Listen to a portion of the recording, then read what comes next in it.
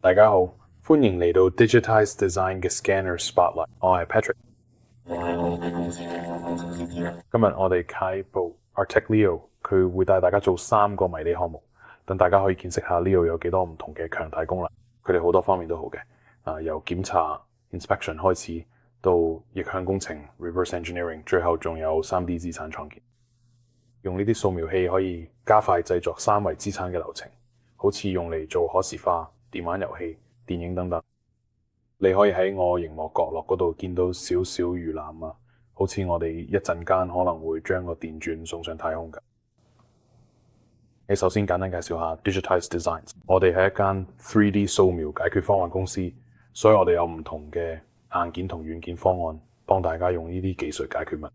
Artec 係我哋代理嘅少數硬件品牌之一，今日我都會展示幾款唔同嘅軟件俾大家嘅。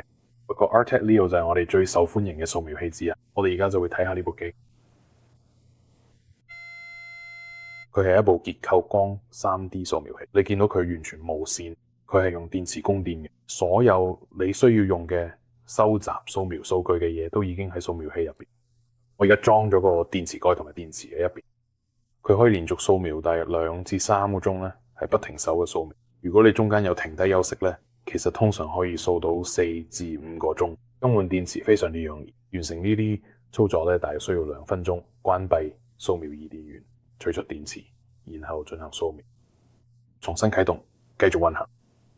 背面配備咗非常之自然嘅觸摸屏界面，屏幕可以翻轉出嚟，以防你需要越過障礙物去睇你喺做乜。電源鍵兼作返回鍵，呢度有個觸發按鈕啦。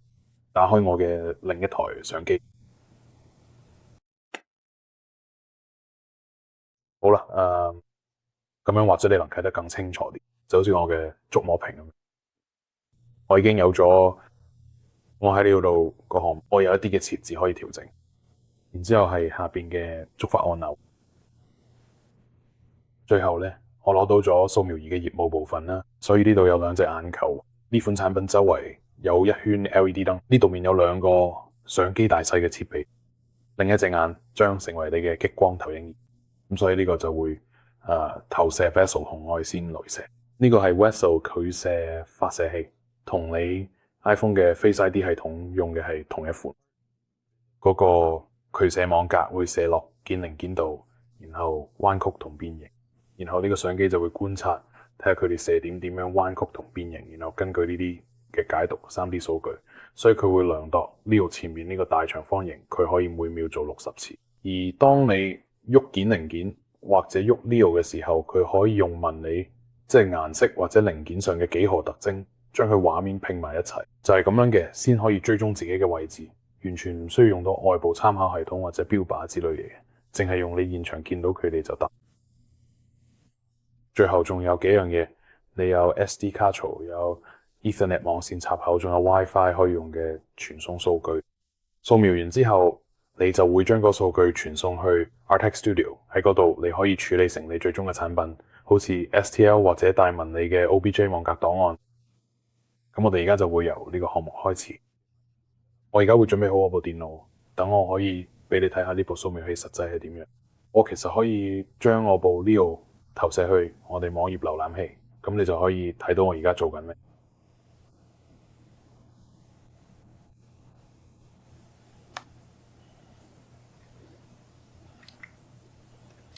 所以你基本上會見到我喺度見到佢幾乎所有嘅。我而家就會開始一個新項目，同時確保我俾你睇到我見到佢哋完美，就係咁。你而家有晒啦，你見到佢就係 Leo， 見到佢畫面只係少咗喺頭上顯示咗按鈕標盤嗰啲細節。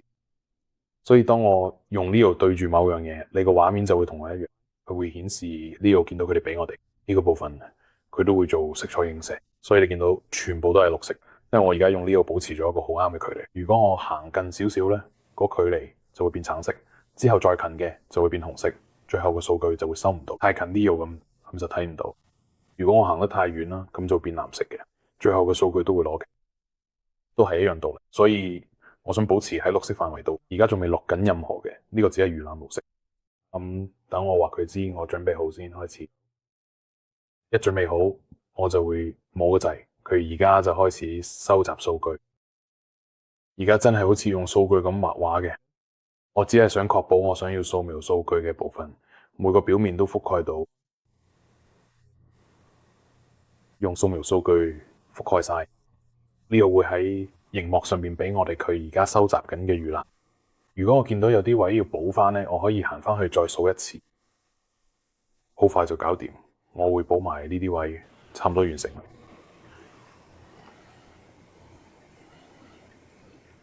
如果我失去追蹤，即係個掃描器離開咗件零件，因為佢係靠零件上面嘅特徵嘅拼合數據。如果你將佢指向空中，佢就會唔知自己喺邊度，但好容易就可以恢復翻。你只需要將佢指翻去你已經掃描過嘅地方，佢會提示你準備好，然之後就可以繼續掃描。你可以繼續咁樣加落去。如果你停嘅想再繼續都係一樣做法。例如好似而家嘅，我哋完成咗，我而家可以停一停，然後用熒幕上面嘅控制掣去轉動同檢查我而家掃描咗啲咩。如果有啲位我諗翻去再加，只需要做翻你啱啱見到嘅步驟就得。指翻去我已經掃描過嘅地方，Leo 就會繼續接住掃描。佢已經準備好可以再睇。其實好常見嘅，你會想掃描兩邊，然後合埋一齊。咁我哋而家就會咁做。我會開始一個新嘅掃描，我哋會將呢件嘢反轉，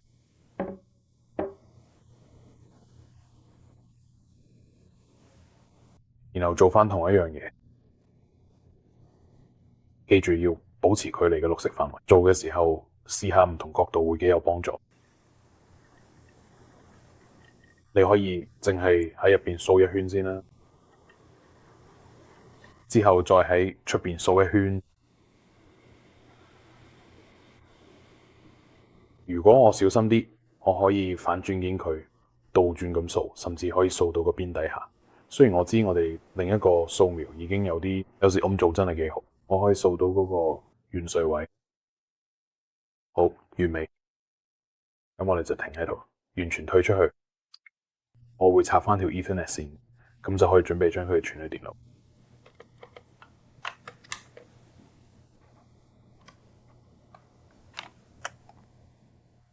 而家我哋去到 Artec Studio， 呢個就係我哋用嘅分析同處理掃描數據嘅軟件。咁我而家會由我部 Leo 入數據，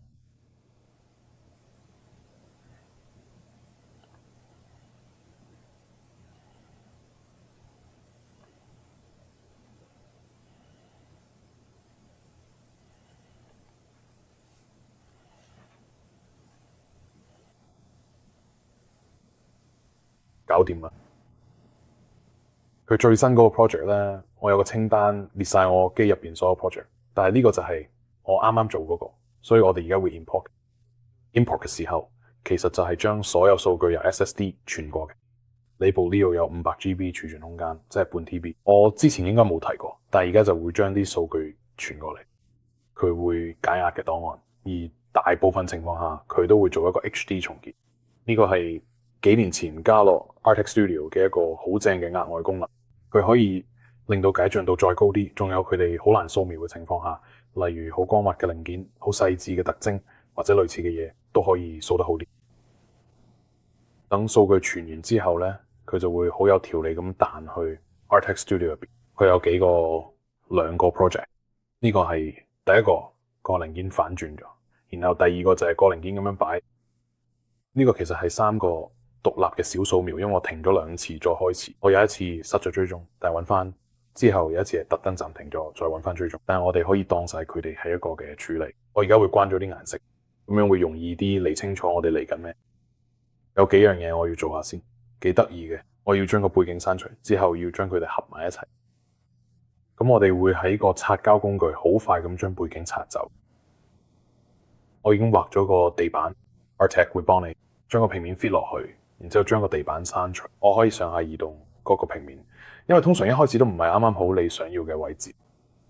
你想將佢少少嘅推高佢，不過推高都好容易。記住要完全清走個地板。可能我會刪咗少少件件嘅部分，但係冇問題嘅。我知道我哋另一個掃描底部佢哋嗰部分。而家我有2個掃描都清理好佢，但係佢哋未對齊。我都有啲工具可以幫我做埋呢樣嘢。我可以將呢個掃描轉一轉，你會見到一個變咗藍色，一個變咗灰色。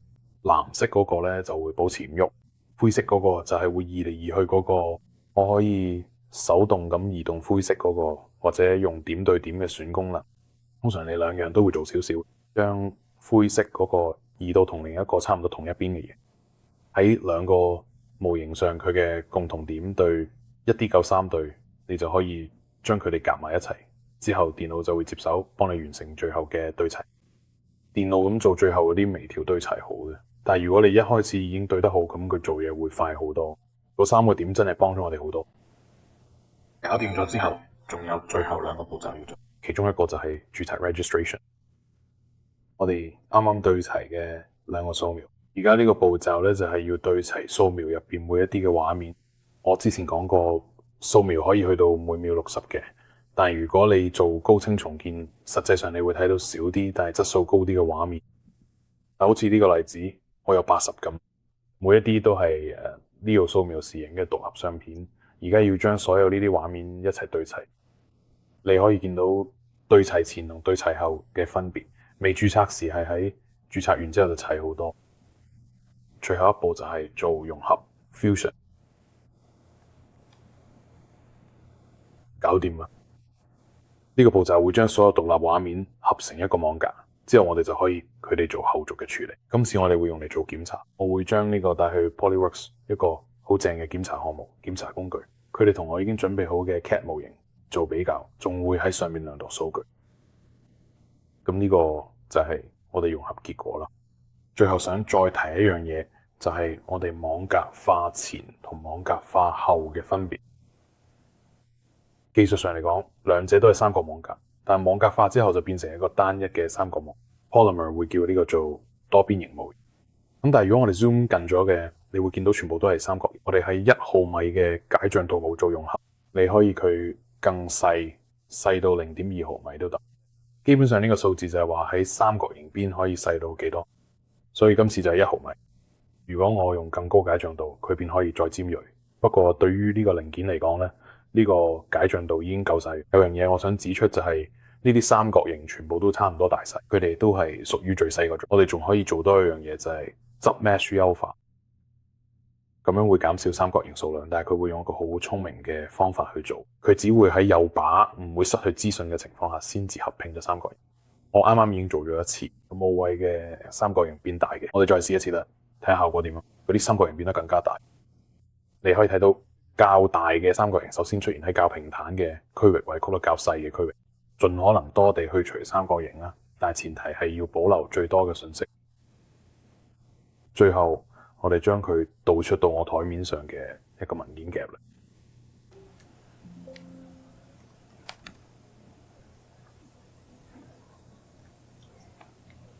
而且好紅，所以我哋會咁做，我哋會將佢導入到 Polyworks 系統中。我已經準備好咗 CAD 文件，到 Polyworks 之後，我想匯入我新做嘅多邊形模型，就係我哋啱啱整嗰個，佢係用毫米做單位嘅，所以佢會即刻彈出嚟喺度。但係而家仲未對齊。Livio 如果試下根據重力去對齊，效果真係幾好。你可以見到個 Z 軸永遠都指向正確方向。Polyworks 會睇住呢個模型，佢會自動幫佢對齊，然之後將佢貼住 CAD 模型。不過自動對齊唔係次次都得，如果唔得，你可以用點對點做後備，但係自動對齊大部分時間都得。特別係除非個模型真係好對稱，有時會對錯嘅。但係自動對齊係你第一步要做嘅嘢。之後如果你想睇幾個特徵嚟做一個更可重複嘅對齊，你可以喺一個平面同幾個窿，例如，然後我哋可以攞晒嘅特徵出嚟，抽取咗嘅，再做最佳二合。所以而家我哋就係根據佢特徵嘅對齊，留意下嘅數據有少少移調位，呢個就係我哋最佳二合，呢個就係我對嘅物件嘅二合。而家如果我哋想做嘅量度，例如我哋可以喺度攞咗距離出嚟，不如試下窿對窿。如果我哋想要一個角度可以去其他地方喺個平面，唔好用頂部嗰個平面，然之後就可以由呢個平面到嗰個平面量個角度，暫停下，睇下我哋想擺喺邊度。所以呢度有個細角度，大約半度，但我哋都可以量到。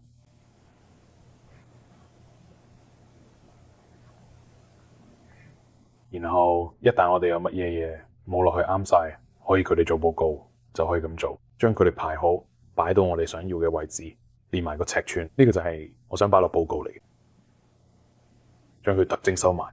另外一樣你成日都會想做嘅就係拆幾個點，睇下佢哋有幾接近。假設呢度一個點，呢度一個點，呢度有一個點，留意下佢點全部都有顏色標示，所以紫色嗰個就係三個入邊最低嗰個，綠色嗰個就好接近中間，紅色嗰個就接近頂部。呢個係一個好快嘅方法去檢查你新件同 CAD 模型有幾接近。最後一樣你可能想做嘅就係做個熱力圖。咁呢個就會將成個零件表面用顏色標示，因為我哋有成個掃描數據可以睇下佢啱唔啱位。而家你見到全部都係綠色嘅，因為我張圖設定咗上8毫米、下8毫米。咁我哋拉下個範圍，直到兩邊都開始見到嘅極端顏色。你而家開始會見到嘅資訊出嚟，所有藍色嘅區域就代表我哋物料少啲，任何有咁熱色，即係橙色、黃色、紅色嗰啲位，就代表我個零件有多啲嘅物料。咁就係啦，呢個就係你可以點樣用呢個去量度佢哋嘅例子。當你做完啦，設定好嘅量度之後咧，所有嘢咧都會自動幫你放入報告。我哋啱啱設定咗所有嘅預設都會喺嘅功能度報告出嚟。你會有一大張表，入邊有晒所有資料。呢個其實好易置頂，如果有啲難，你唔要可以直接刪走嘅。如果你想加咗關於其中一個圓圈嘅資料咧，Polyworks 有成個清單，可以話你知你抽取咗嗰啲圓圈或者功能嘅唔同資訊。最後呢份報告非常之定製。假設我想將呢個人攞個位置，然後把我哋喺結尾截取嘅呢張圖擺到開頭，我哋可以做到，直接放到呢上邊，將佢設為封面頁，刪除呢一頁，呢份報告就準備好啦。呢個仲有一樣好勁嘅地方，如果我有越嚟越多件要做，我想再做多次，其實我只需要喺呢個新件撳掣，然後我哋會用翻同一個掃描，我就假裝我哋再掃描一次，然後放個新掃描入去，佢就會自動重複晒嘅步驟。如果你啱啱聽到嗰聲叮，就係喺量度完成時會發出嘅聲。咁而家我就有兩件啦，只要我再快啲掃描一次，咁我哋嘅技術工作室處理好，將個掃描放入嘅，咁你就有第二件啦。你甚至可以再做多次，我調低少少音量先啦。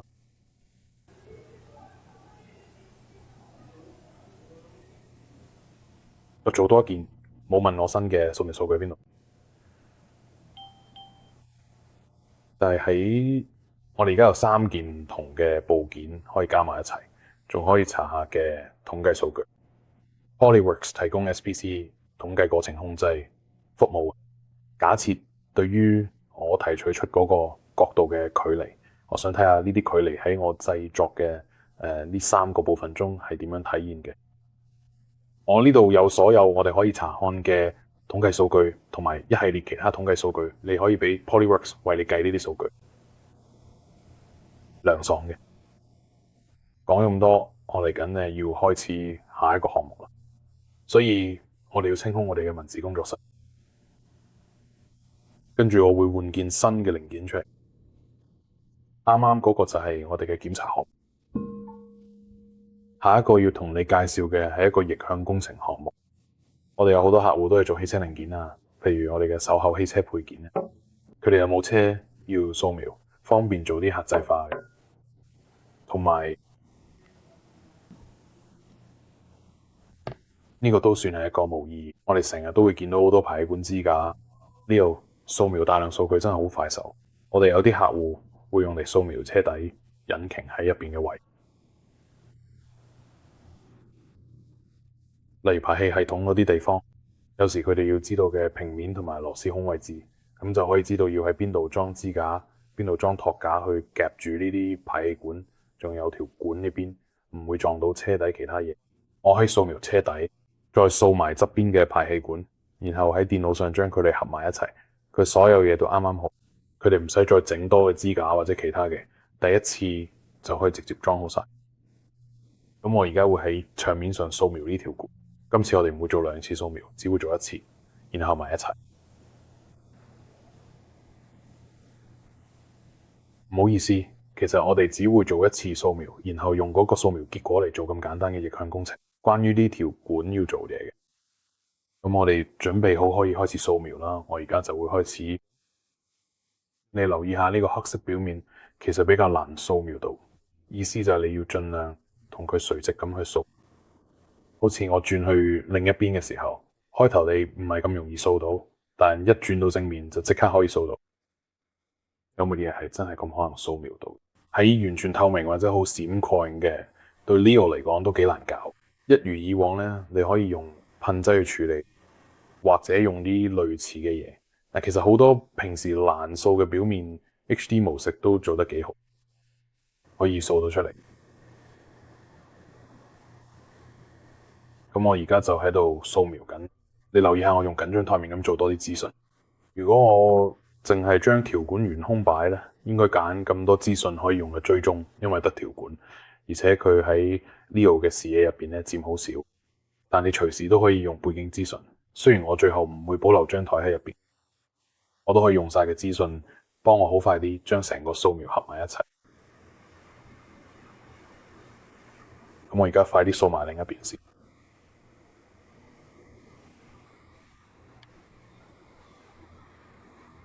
好正，咁我哋而家離開呢度，插翻條網線啦，將個資料傳過去。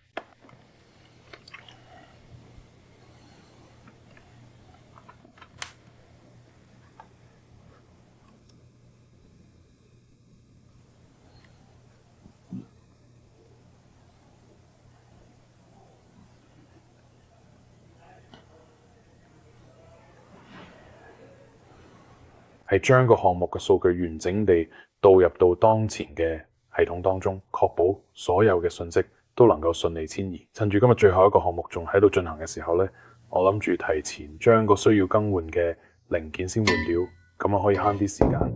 希望喺更換零件嘅過程中，佢唔會突然間落嚟發出好大嘅響聲，影響到其他同事嘅工作，咁將非常不幸。涼爽嘅，而家我哋嘅掃描結果喺度譬如話關閉該紋理。好啦，所以呢個我唔需要做咁多清理工作。其實我可以直接咁樣喺 Fusion 入邊做註冊，不過我會快手隔離一啲我想要喺表面啦。其實而家先保留張台住，清走嘅雜訊，順便清埋下邊嘅嘢。將呢個咁去做註冊，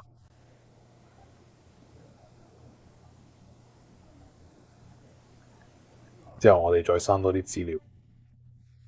有咁多額外嘅喺度做註冊，真係幾有用。對於融合嚟講，佢並唔係咁必要，所以我哋會再刪掉一啲進而運行該融合反應，讓我哋進行毫米級嘅精確融合，完美嘅。我將着手設置我嘅最後一個項目，我哋將把呢個功能引入 Geomagic Design X， 呢個係一個逆向工程軟件。我哋會喺呢度提取咗 CAD 特徵。Design X 通常做嘅就係俾你可以由幾個 CAD 特徵到完整 CAD 模型都可以建立。但我諗一陣會講到呢啲，我哋再快快睇過一次 Artec Studio。我哋網格已經準備好可以用啦。而家網格整好咗，我會再做多少少清理。今次呢，我會用套索工具把盤子攞走先。我哋會將嗰張台抌咗啦，完美嘅。再往前啲啦，繁榮。我哋將把佢導出為網格。呢次我哋將製咗一個 STL 文件，將嘅地方叫做 X House。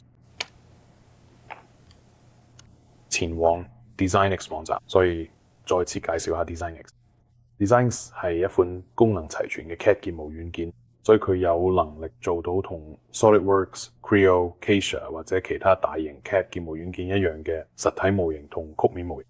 除咗建模工具，你仲有好多工具可以將掃描變成精確嘅 3D 模板，製作 CAD 模型。無論係拉出幾何、平面、軸線，拉出橫切面，然後將線條、弧線、圓形等草圖貼合橫切面，甚至一次過創建特徵、圓柱或基本圖形都得。之後可以 check 你嘅模型同掃描有幾貼合，因為你做嘅時候要一路檢查住。咁我哋而家會匯入我哋啱啱先至做完嘅掃描，即係話我哋啱啱完成咗個掃描，用 Artec 匯出嗰條管啦。然後我哋會喺度做幾樣嘢，包括檢查匯出結果同確保一切正常。通常喺 Mesh Data 上面嘅選區域係好難嘅。Geomagic 有樣好正嘅功能，就係佢有個智能選擇。平時你只可以用畫筆或者套索去攞，雖然都用得，但對於機械表面嚟講會幾麻煩同唔方便。如果我想喺呢條管，我就要兜去兜去，從幾個唔同角度去點選。但我仲有智能選擇，可以一啲落去，再拖上拖落，就可以好輕鬆咁攞到嘅機械表面。佢會攞到某個角度 can 值為止，而你就可以用上下拖動去控制呢個角度 can 值。所以如果我睇住拖嚟拖去，通常好快就可以睇到一個平面或者圓柱面。咁例如我想喺呢個末端喺個平面出嚟，我哋會整一個新平面。咁我哋就想將呢個平面面選出嚟。我哋會做一個網格草圖，一個普通草圖，不過會有個準備步驟，就係用平面切開個網格，然之後用嗰個網格橫切面，再一次作為模板去建立呢個 CAD 特徵。所以我可以睇得出呢度只係會有幾條唔同嘅線，視乎我掃描有幾乾淨或者件零件本身有幾乾淨，佢會將呢啲分開，話俾我聽邊啲係唔同嘅直線同弧線。咁所以我知道呢度有幾個圓形，呢度有幾條線。我可以喺條線工具，唔使靠目測條線應該點畫，只要單擊一下就可以直接畫條線喺嗰度。呢度都一樣，我可以咁樣逐步砌好成個結構，甚至可以叫 DesignX 自己幫我做多啲嘢。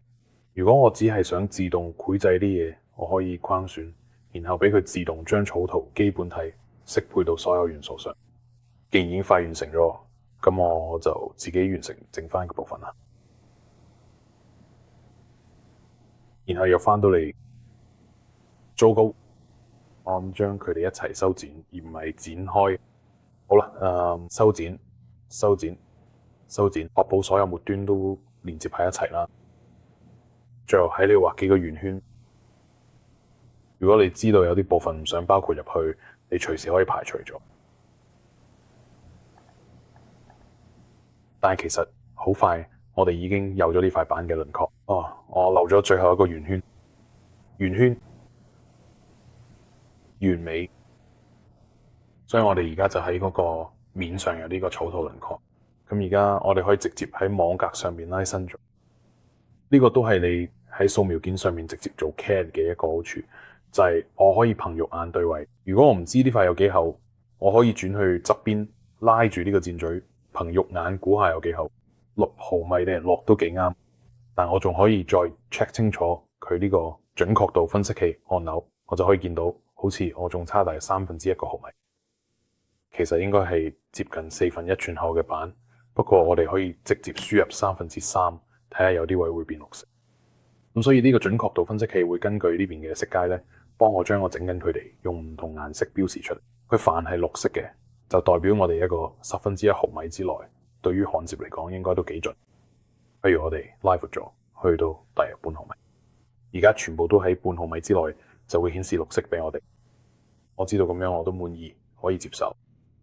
咁我已經畫好咗塊板啦，而家睇圓柱都加咗入去。如果我想用呢啲做參考，去對齊呢個，或者好似喺 SolidWorks 咁，將呢個組件裝配到另一個組件，或者知道個支架要去到邊度先可以拎起佢，再裝螺絲上去。我想繼續落去，如果我只係想畫呢條喉，我可以用 Pipe Wizard。我有啲自動化工具可以喺我之前示範過嘅基礎上再進一步，佢哋會將唔同部分結合埋一齊，然後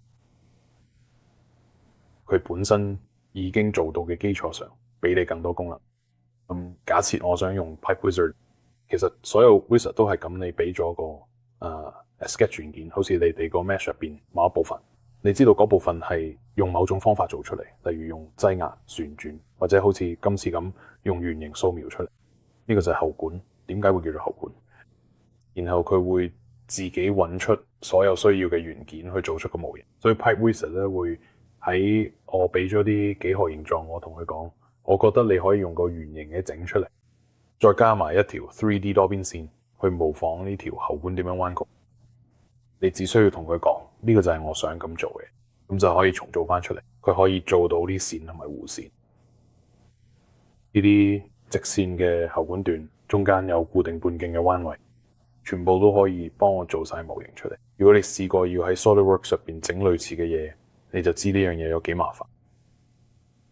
而家佢可以咁快做到，真係好勁。你仲可以翻轉頭再改呢啲嘢，但係而家連嗰啲都已經幫我整好晒模型喺入邊。咁我可以繼續落去，可以整埋對面嗰個花欄，再加埋嗰幾個圓筒，佢成個排氣管就可以砌埋一齊做晒模型。無論你係想睇晒嘅資料去整其他嘢，佢可以啱啱好裝上去，定係你有咩原因想重做翻呢個件，依家你全部尺寸都喺度，你已經有咗呢個零件嘅 CAD 模型。喺大多數情況底下，呢個係你創建新零件嘅第一步，涼爽嘅。嚟緊呢係我哋嘅最後一個項目，當日